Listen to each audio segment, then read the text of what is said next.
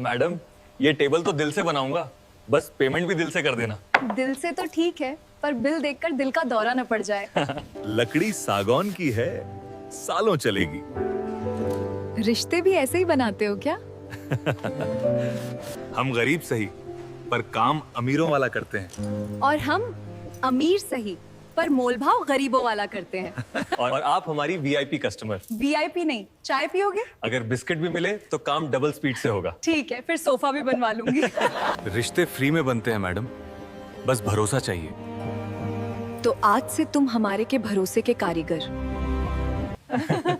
Madam, आप order देती रहो, मैं सपने बनाता रहूंगा, काया लकड़ी के भी और जिंदगी के भी।